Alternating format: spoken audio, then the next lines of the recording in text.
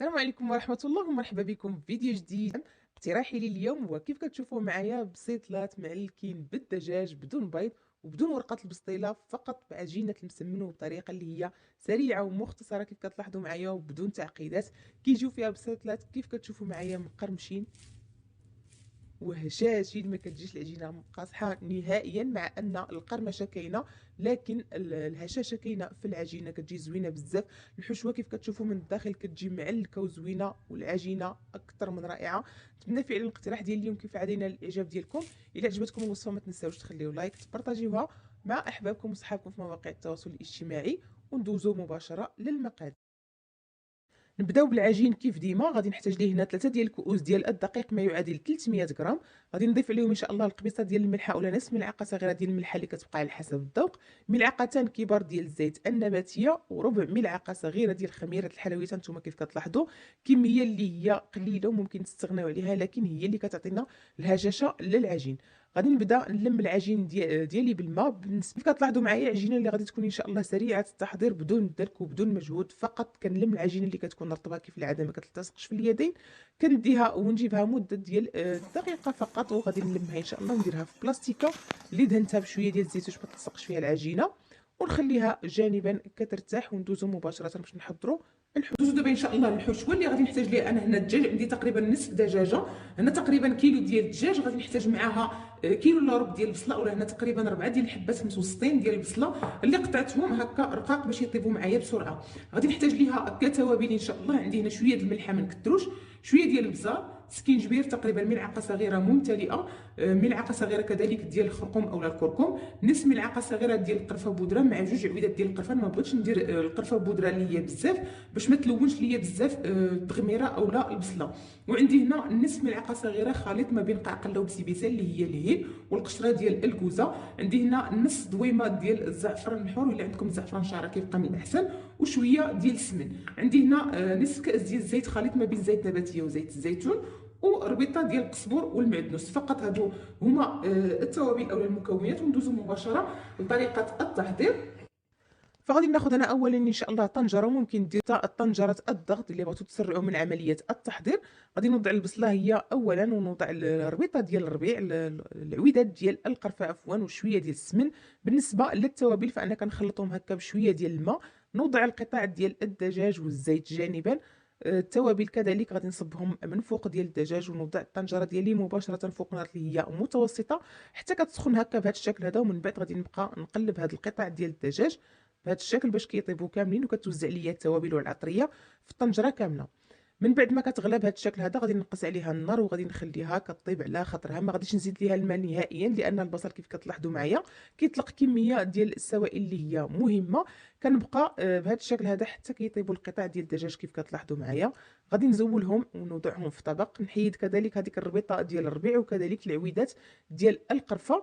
من بعد غادي ندير النار اللي غادي تكون متوسطه، ونخلي هاد البصله هذه كطيب، كتكمل الطياب ديالها، وفي نفس الوقت كتعلق وكتنشف جيدا من السوائل. انتم كيف كتلاحظوا ما كيبقاش فيها الماء نهائيا. من بعد غادي نضيف عليها دوك القطع ديال الدجاج اللي فتتهم بهذا الشكل كيف كتشوفوا معايا. نعاود نشحرهم مزيان مع بعضياتهم باش كينسجموا المكونات، وكتشرب ليا دوك القطع ديال الدجاج دوك التوابل والنكهه ديال البصله. في هذه الاثناء هذه فانا خديت 200 غرام ديال اللوز اللي فسختو وقليته في شويه ديال الزيت. غادي نضيف ليه هنا شويه ديال السكر كلاصي اللي كيبقى على حسب الذوق. انا ضفت هنا 3 ديال الملاعق كبار مع ملعقه صغيره ديال القرفه. غادي ناخذ اللوز وغادي نوضعوه هكا في الطحانه. بالنسبه للوز انا غادي نضيف ليه السكر كلاصي، نتوما ممكن تضيفوا ليه العسل الا بغيتوهم يجيوكم معلكين اكثر من هكا. غادي نضيف عليهم هاد سكر ثقيل 3 ديال الملاعق كبار مع ملعقه صغيره ديال القرفه. وغادي نطحنهم بحيث انني نهرمشهم، يعني ما غاديش نطحنهم حتى يولي بودره، كيوليو هكا بالملمس ديالهم، الحبات ديالهم بحال الحبات ديال الكسكس. غادي نمزج الكل جيدا مع الحشوه حتى كينسجم الكل جيدا. وكتذوقوا طبعا الا بغيتوا تزيدوا الحلاوه كتزيدوا، وبطبيعه الحال الحلاوه نقصوا ولا زيدوا على حسب الرغبه. هنا تقريبا من بعد ساعه ونص، يعني من بعد ما وجدنا الحشوه وخليناها بردات مزيان، كنرجع للعجين كيف كتلاحظوا معايا كيولي عجين اللي هو يعني مطلوق وعاطي بلا دلك وبلا مجهود. غادي نقسمها 300 غرام على كرتين بهذا الشكل هذا. ندهن ليهم الوجه ديالهم، نخليهم يرتاحوا مده ديال دقيقتين حتى 3 ديال الدقائق. في هذه الاثناء هذه غادي ناخذ هنا 80 غرام ديال الزبده المارغرين، وغادي ندوبها جيدا حتى ما يبقاوش ليا فيها الحليب اولا السوائل. ومن بعد كنرجع للعجين كنطلقوه بهذا الشكل هذا بالاستعانه بالزيت، نحاول نورقو رقيق ما امكن. كندهن بشويه ديال الزبده وكنطوي العجين ديالي على شكل مربع، يعني الطريقه ديال المسمن العاديه اللي كنعرفوا.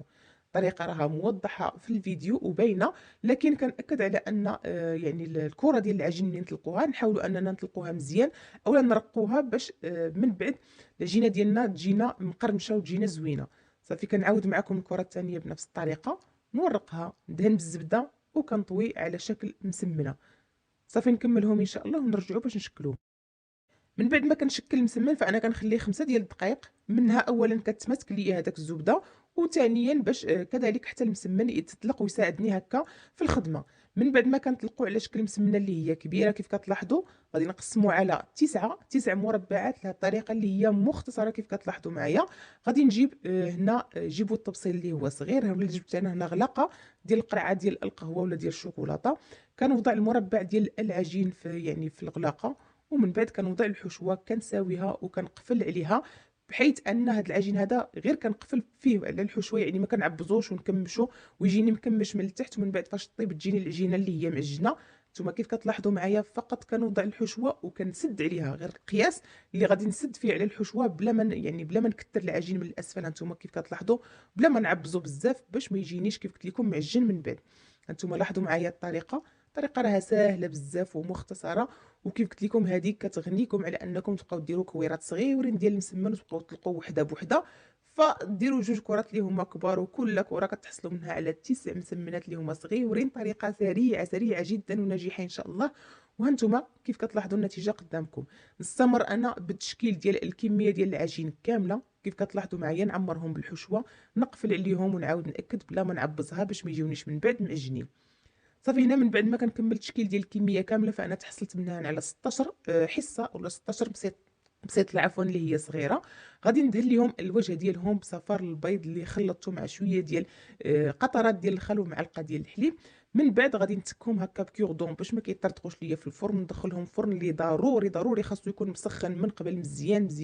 النار تكون متوسطه من الاسفل ديالهم فقط حتى كيطيبوا مزيان كياخذوا لون اللي هو محمر. من بعد ان شاء الله كنحمروهم من الوجه ديالهم وتشوفوهم معايا ان شاء الله باش نكملوا لهم التزيين.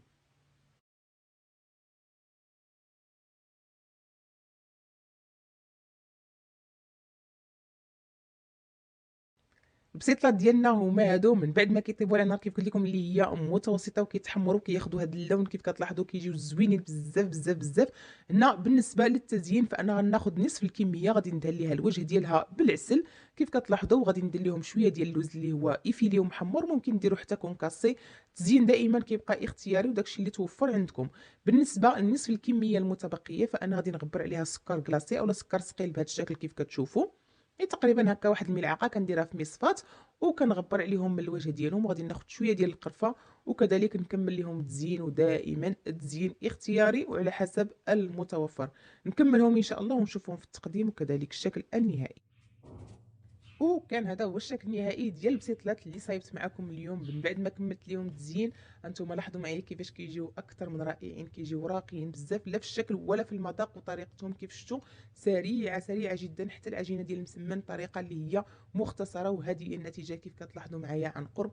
هنا كذلك من الاسفل العجينه ما كتجيش معجنه نهائيا، وكتجي طايبه وكتجي مقرمشه كيف كتسمعوا كيف غتشوفوا معايا ان شاء الله. ولا اروع. انتم لاحظوا معايا والحشوه كيفاش كتجي من الداخل معلكه وكتجي بنينه بزاف، ويعني وحسن من الحشوه ديال البيض. ان شاء الله غادي تعجبكم، غادي تجربوها وغادي تولي معتمده عندكم. وهانتم لاحظوا كتجيش قاصحه نهائيا. نتمنى الاقتراح ديال اليوم كيف ديما ينال الاعجاب ديالكم الا عجبتكم الوصفه. ما تنساوش تخليو لايك تبارطاجيوها مع احبابكم صحابكم وفي مواقع التواصل الاجتماعي. الا كنتم من الناس اللي اول مره كيشاهدوا القناه فمرحبا بكم الف مرحبا.